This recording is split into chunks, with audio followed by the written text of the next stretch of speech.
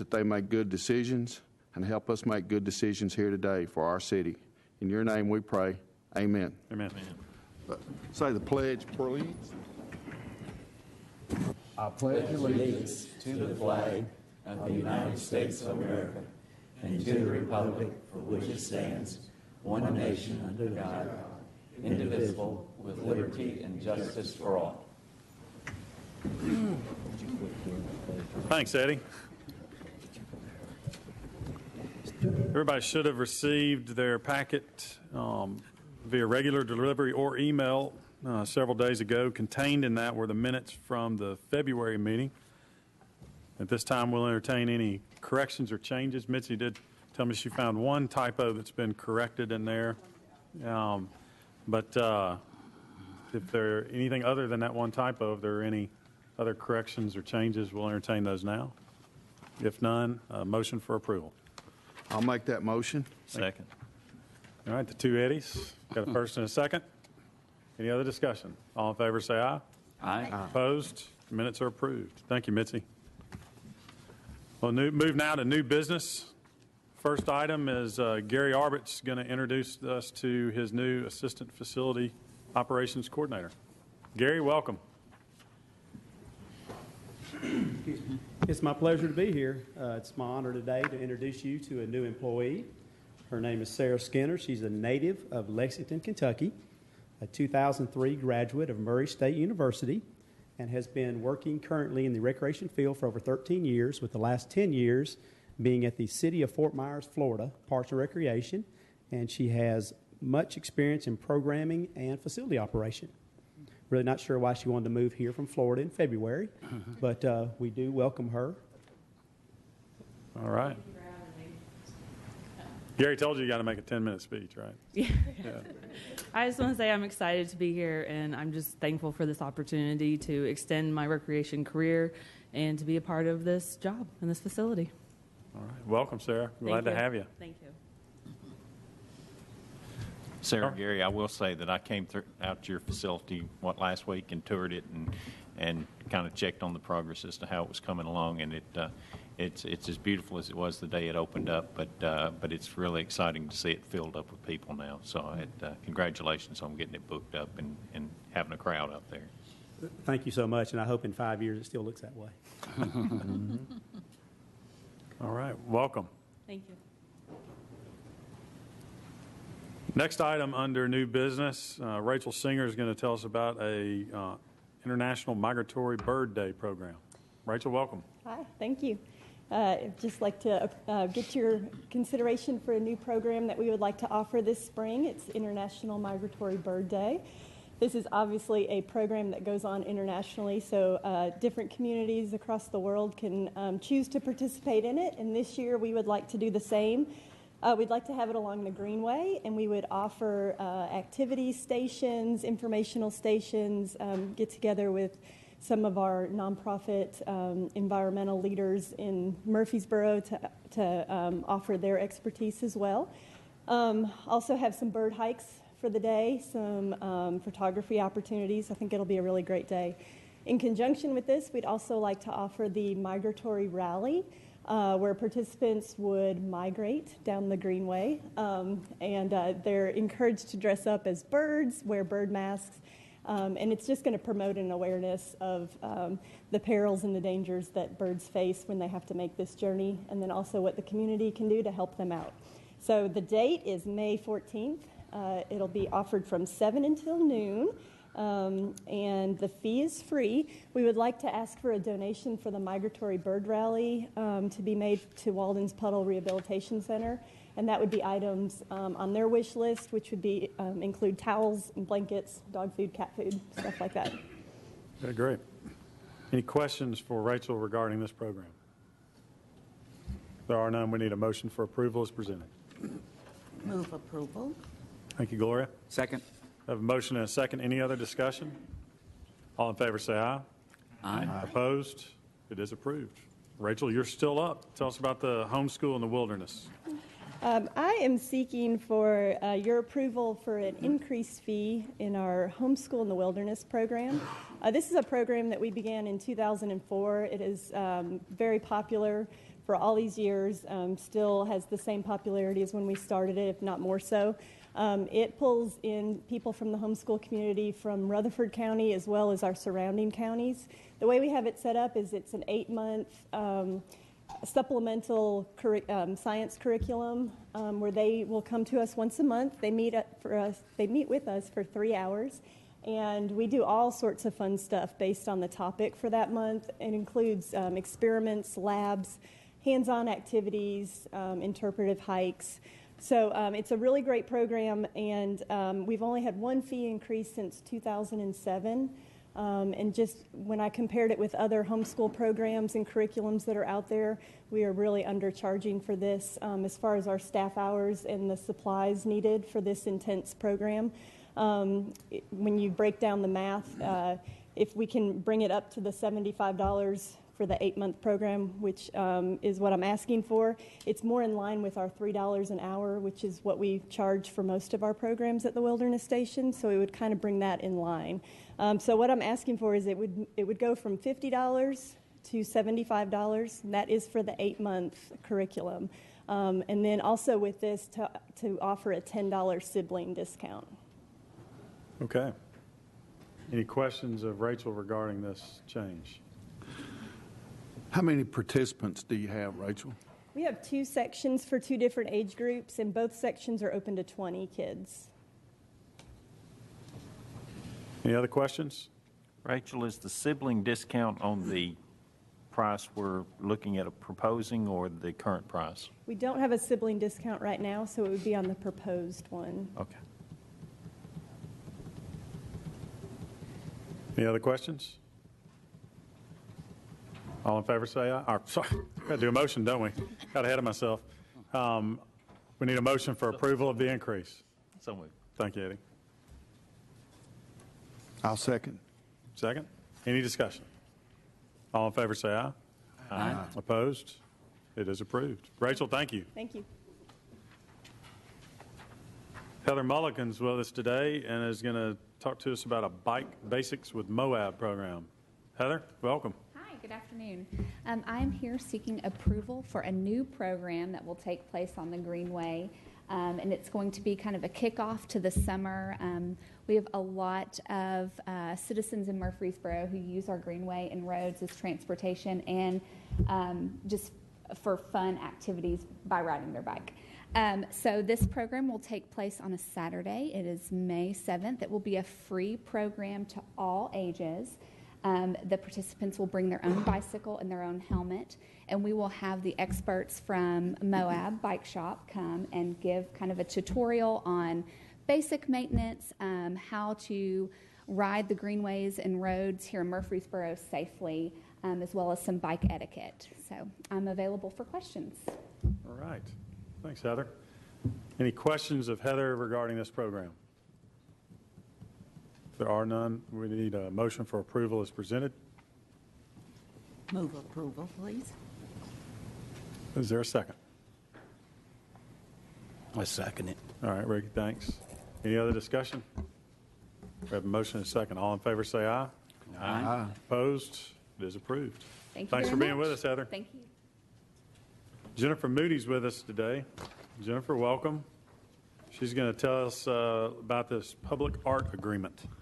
Yes, I am pleased to be here today representing the city and the Murfreesboro Art Committee and asking you to consider approval of this agreement between the city and MTSU for a sculpture in Old Fort Park. And I'll bring up the slides. This is an aerial of Old Fort Park. You see Kids Castle or Kids Kingdom playground, and there's a pathway just off the Greenway that leads you to where the sculpture exhibit will be. Next slide.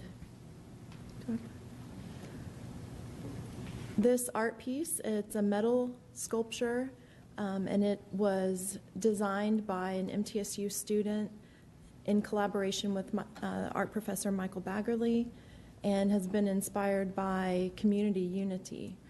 And the idea behind this sculpture exhibit is that it would give an opportunity to these students to exhibit their artwork and for, I call it a long-term temporary, for a 2-year period. So we will be displaying this art for 2 years, at which time we would come back to the Park Commission with a new sculpture to put in its place, and this sculpture would go back to be displayed at MTSU. While I have the opportunity, I wanted to also share with you kind of the broader mission of the Murfreesboro Art Committee and why we're interested in working with the Parks Department and maybe expanding this relationship in the future. When the Art Committee was originally established in 1991, it was along with the construction of this City Hall, and their purpose was really to solicit artwork and review artwork to be displayed in the rotunda.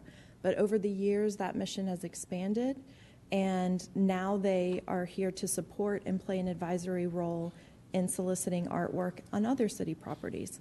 I believe that they have worked with the Parks Commission in the past, and we have a sculpture at the Gateway Pond because of that relationship, so this would be the second time that we're working together.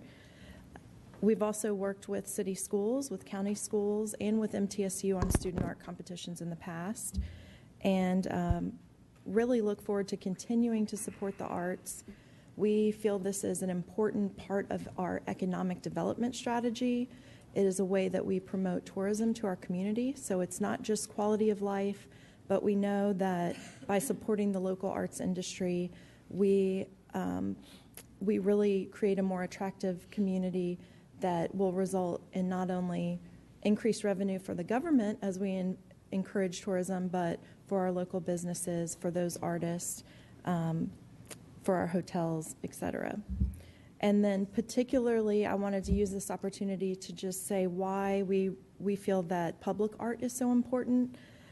The presence of public art in our community does enhance the quality of life. It supports the artists, it supports the arts community, but also this is the opportunity to place the art in a highly visible public space. This is why it's so different than being inside of a gallery. By being in this park, it's going to be accessible to all people, including you have handicap accessibility on the Greenway and to this piece. It's free to the public, and then we like to say it's discoverable because by being in a public space, you don't have to be seeking out the art. You will just come across art while you're enjoying the park, and we hope that it can be an opportunity to inspire people, to create a community conversation around opportunities for more public art in public spaces, and we're just really excited about this opportunity. The last thing I want to say is that the Murfreesboro Art Committee really appreciates the relationship that we already have, and we look forward to working with you in the future and taking on more initiatives to involve all ages in the arts in our community. Thank you. Thanks, Jennifer. Does anybody have any questions for Jennifer regarding the agreement or anything else she discussed? I do have a question. Why 2 years? It seems to me there's a lot of artists out there who are jumping at an opportunity to have their art there for public view. I would like to see the change occur. How about every 6 months or yearly as opposed to 2 years? That only gives me 25 pieces of art over a good many years to see. We can look at that. I don't know about 6 months, but we could look at shortening it. I think a year to 2 years is a good time period for a piece. Why we say long-term temporary is the value of that long-term is that it gives it time to be seen by a lot of people and also to have that sense of missing it when it's gone. If it's too short, you don't create that. And then also I know this particular piece, the size and scale of it, I believe it took about 9 months to complete the work. So from designing it all the way through actually completing the sculpture. So that's why 6 months might be too tight of a time period, but I could go back to the artist and to Michael Baggerly and get his opinion on that. Thank you. If I could jump in, I think it's a wonderful idea, and to increase the exposure that you have, to your point, because I appreciate that very much. Instead of looking, or in addition to looking to the time frame, I think it's a good opportunity to look at locations. Old Fort Park is one of the many places in our park system that could really use more public art.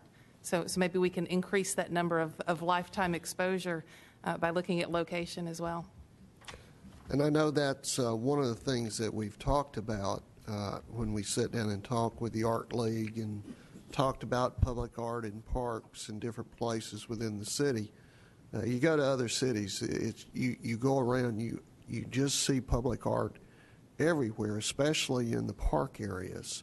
And I want to really thank Jennifer for bringing this to us and thank the Art League for stepping forward and doing that. I know we've talked about having displays not only outdoors but indoors as well, because there are smaller pieces that can be displayed either at our community centers or sports complexes or so forth, and having that on a rotation I think is really something that benefits everyone, and I know it enhances our park. So Jennifer, thank you for coming and doing that. I'll kind of follow up on what Lanny's saying. I know with the Miracle Field, we're putting the baseball and stuff in there, the floating baseball and stuff, and I think that artwork really brings some attractiveness to the parks that we probably may be missing at this point. Also, if we could, Jennifer, perhaps look at maybe some of the gateway signage entrances and stuff like that, where we've got some major pieces of property, major corners in Murfreesboro, that I think there's an opportunity and to follow up on possibly, if we've got the piece for 2 years, maybe we could have it 1 year at one location and then move it to another location for a year, so that we do get to enjoy it for a couple years, but maybe have it at a different location, so that people who don't use one particular park may say it at a different park. So I think there's a lot of opportunity there. I agree with all these comments. I'd like to be a little more ambitious with it. 2 years, that means I get to see what? Over 50 years, 25 pieces of art. I can handle a lot more than that. You're ready, huh? Let's do it. Good questions, good comments. Any others? Well, if there are none, we need to entertain a motion for acceptance of the agreement that's presented before us. I'm sure we're going to get more. Well, I will move to approve Thanks, Jim. motion. Second. Motion and a second. Any discussion? All in favor say aye. Aye. All right. Motion's good. Approved. Jennifer, thanks for being with us. Angela Jackson and Melinda Tate are going to give us some information on the Park Smart campaign. Thank you. I'll kick things off and then throw things over to Melinda if I can. Park safety is, and always has been, of course, very important to us. And something that we have recently came together to create is a new campaign that Melinda is going to share with us. There are many aspects, of course, to park safety, and that's something that we really want to bring forward in consideration. We have recently met with several different city departments, including, of course, the police department, to discuss park safety and the things that we are currently doing and the things that we can do to improve park safety and to decrease opportunities for bad experiences, for crime to happen, and to increase our overall awareness of our individual responsibilities and opportunities to really make parks safer. We met with communications department and have some wonderful cooperation from that aspect, with legal, as always, of course, and IT, really looking at things like, of course, security cameras and other things that we can do, the environmental changes that we can make, areas that we can cut up the underbrush some and make things more visible, really target areas that are chronically problem areas through environmental changes, things like that.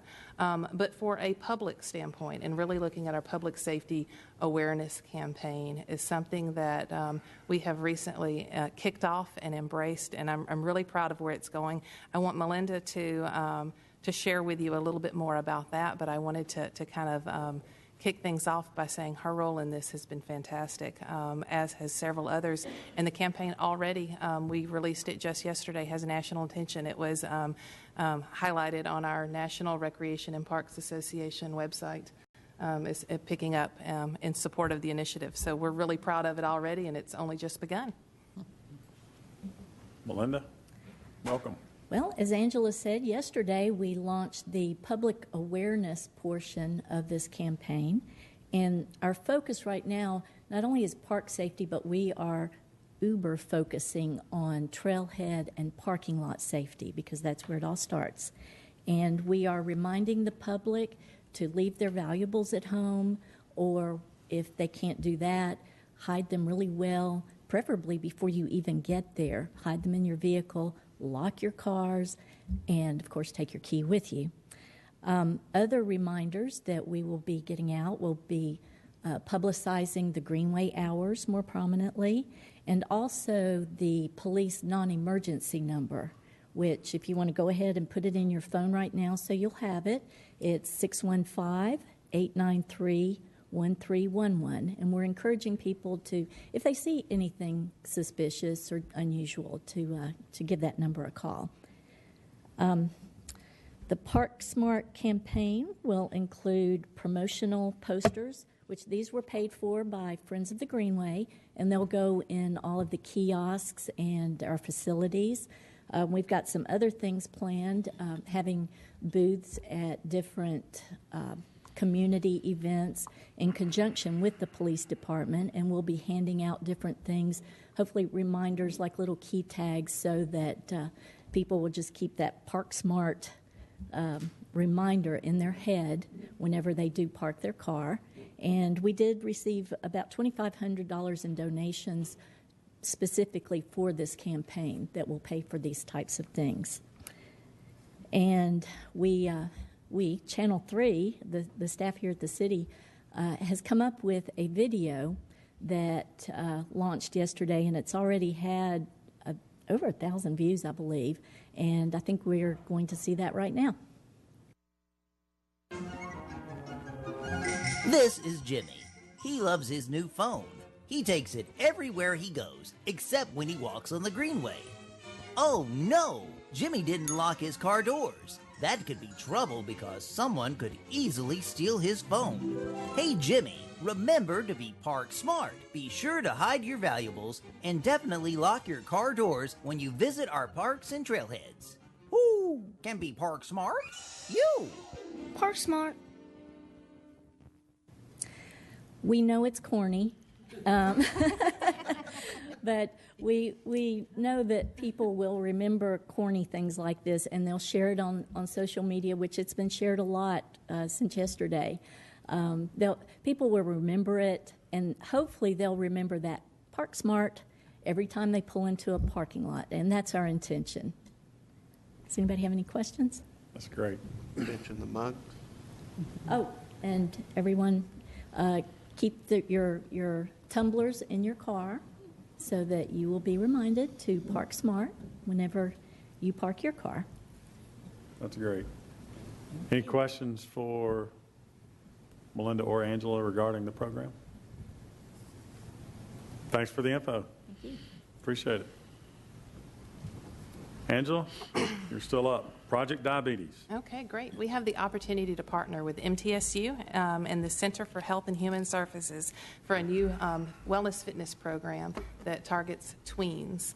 And this is something that we are very excited about. Karen Peterson, who's a grant coordinator at MTSU, recently approached us about a opportunity to apply for a grant through Project Diabetes to really target that tween fitness. Meanwhile, Chad Hill, who is our wellness fitness coordinator at Patterson, has had a lot of similar goals and ideas, but did not have the resources to do some of those ideas just yet. So it is a fantastic opportunity for us. Unfortunately, neither one of them were available today to tell you about it, so you're stuck with me, and I'll do my best.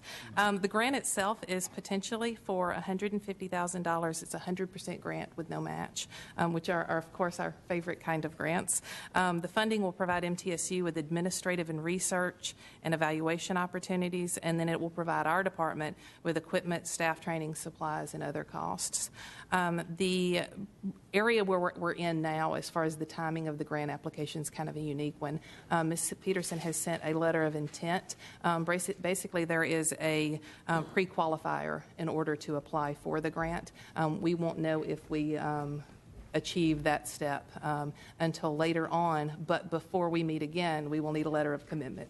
So I wanted to bring it to you now, kind of in the timeline of this process, so that we can address any questions, concerns, and ideas that you have before making that commitment.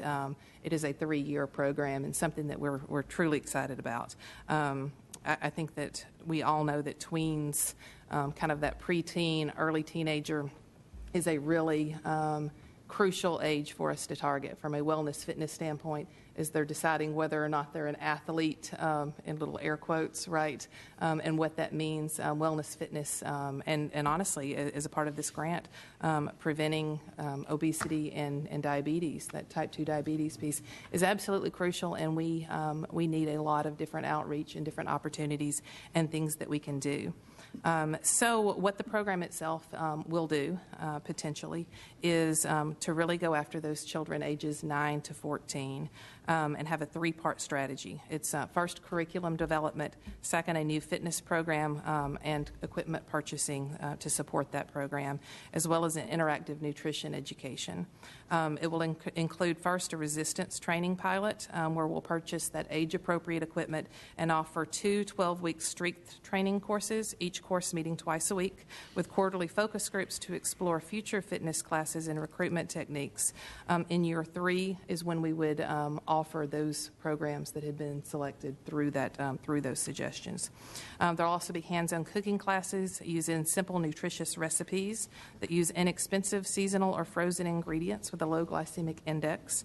Classes will be structured to improve food literacy and increase the likelihood of tweens assisting in food prep at home and in making better decisions in their portion sizes and in their food selections away from home.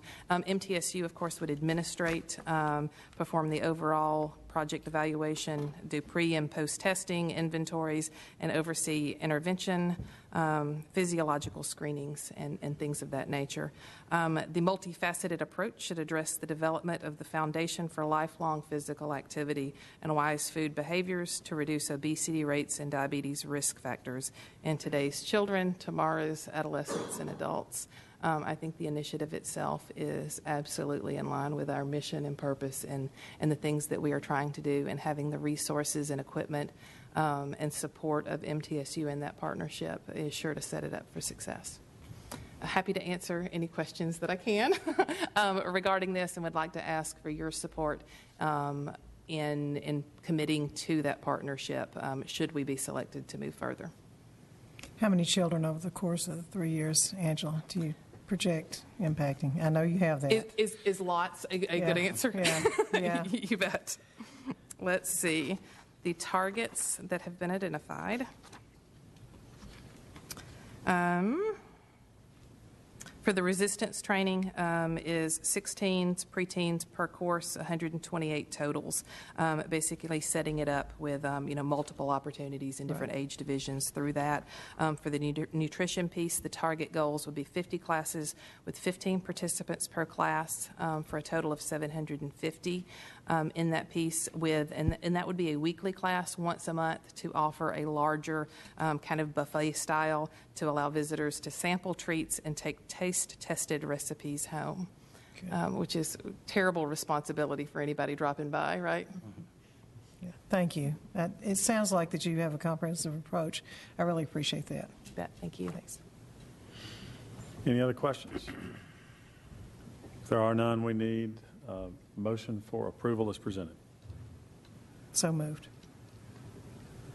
Second. We have a motion and a second. Any other discussion? All in favor say aye. Aye. Opposed? It is approved. Thank you, Angela. Thank you. Becky, you're up. Becky Johnson's with us, going to give us a rundown of the upcoming events. Good afternoon, everyone.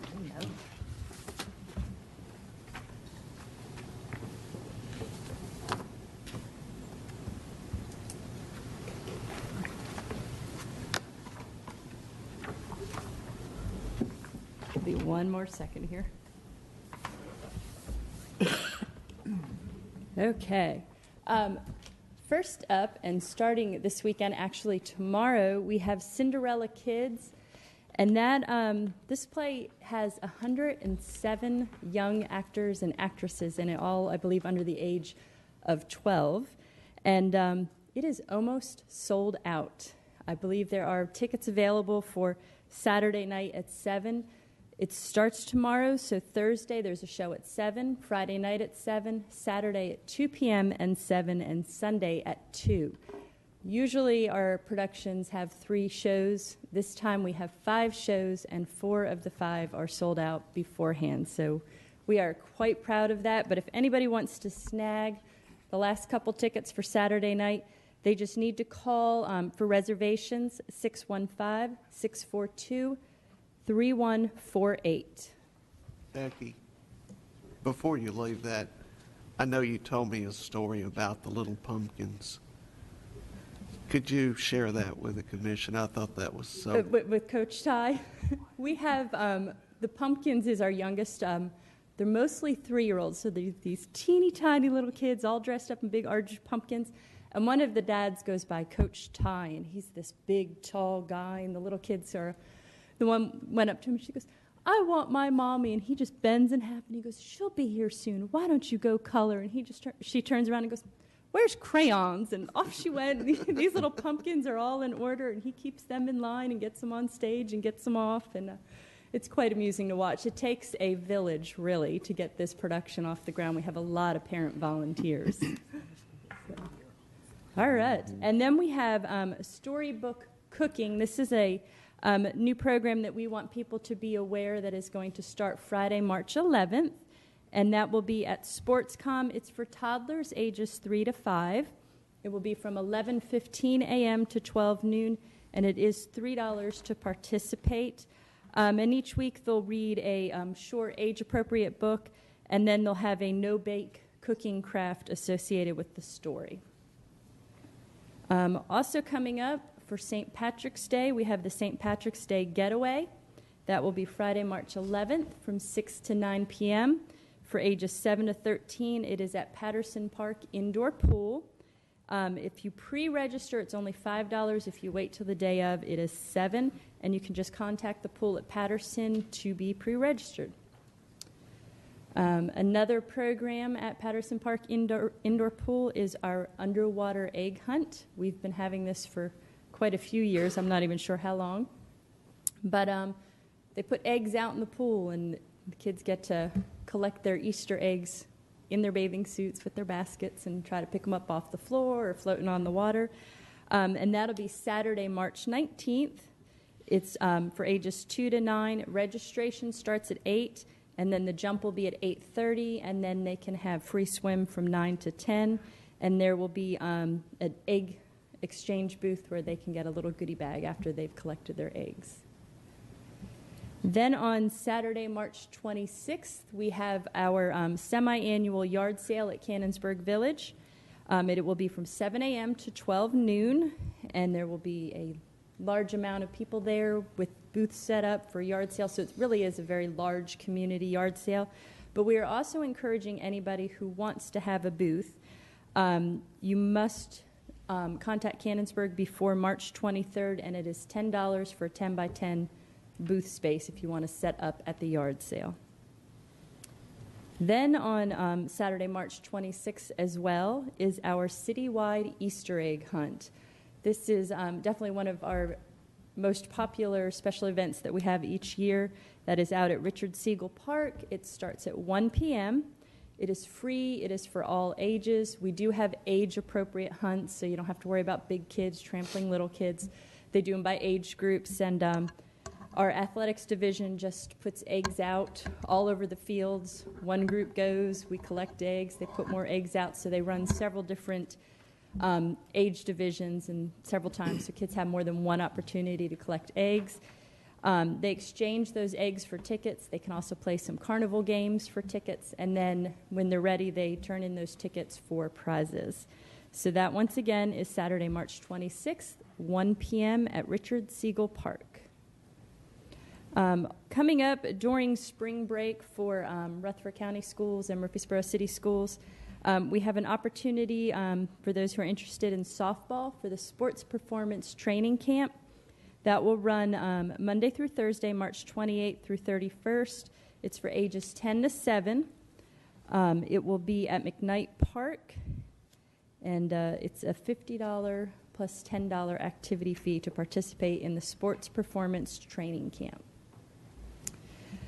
Yesterday marked the start of summer camp registration. So I just wanted to mention that you may sign up for summer camp programs. You can do that online at murfreesborotn.gov/parks. There's an opportunity to register online, or you can do it in person at SportsCom, our main office, or Patterson Park. And I do need to mention that they fill up fast. We have 3 camps that were full as of yesterday afternoon. But we offer sports camp, cheer camp, guard start, Thank You 5 high camp, Thank You 5 camp, and an artist camp, Ultimate Babysitters Club, adventure camps, explorer camps, nature camp, wildlife, and heritage. Adventure Camp 1, Explorers Camp, and Wildlife are the 3 that are already full. So if you are looking for things to do for the summer, we encourage you to go online, look at our summer camp programs, and get registered as soon as possible.